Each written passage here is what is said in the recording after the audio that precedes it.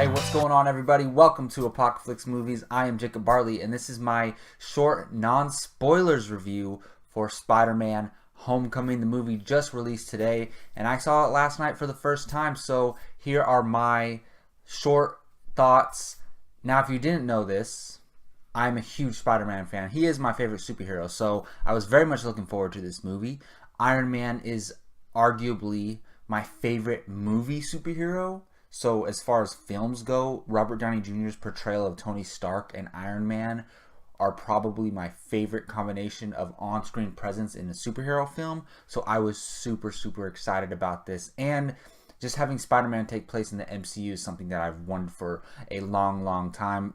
So I was over the moon about this, and it's been getting super positive reviews, so my expectations were through the roof, and it pretty much delivered on those expectations. I am very happy with this movie as a superhero fan, as a Spider-Man fan, and as a film fan, because what they do with this movie is they make it as simple as possible and take it back to basics as much as they can within this universe where all these crazy amazing things exist. Now, Spider-Man Peter Parker is still a kid. He's 15 and he's still has to go to school, so he's dealing with being a superhero and being a kid still and still growing up, and they really captured that theme very well in this movie. We knew that's what they were going for a long time ago. Marvel came out and said that they wanted to make this a John Hughes style coming of age comedy, and I thought that was captured so very well with the performance from Tom Holland and the supporting cast around him, particularly the kids, his best friend Ned,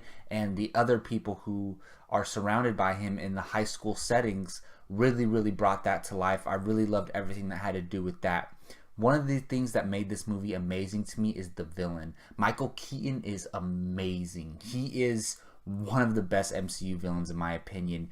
You got to know this character, you understood his motives, and you understood why he was doing what he was doing. He wasn't trying to just destroy the world. He had motivations, and what he was trying to accomplish was very realistic and not over the top, like, oh my goodness, I want to take over the galaxy. It wasn't that type of villain. It was very personable, and I don't want to say relatable, but you can understand why he's doing what he's doing, and I thought Michael Keaton gave a great performance.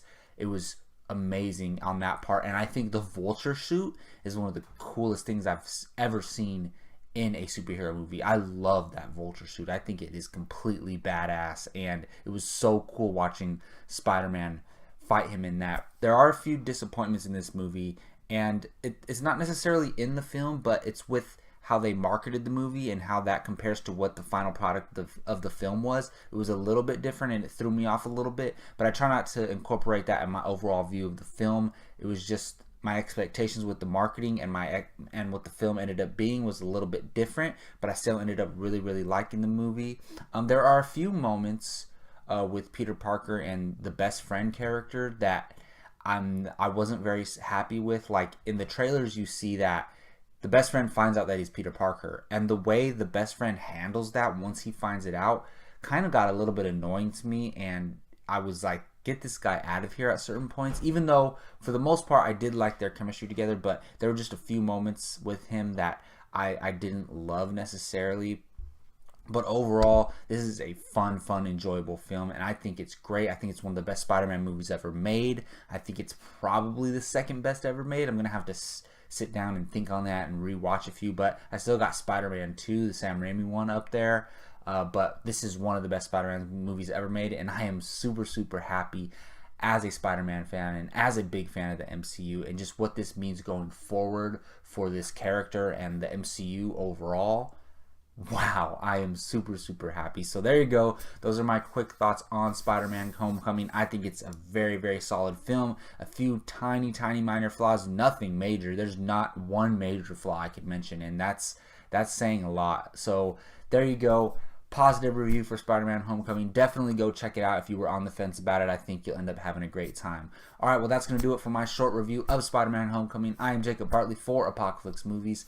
Thank you all for watching this video, and subscribe and hit that like button. Comment section. Let me know what you thought of Spider-Man Homecoming or what you're looking forward to going into it. As always, thank you all for listening. Until next time, take care.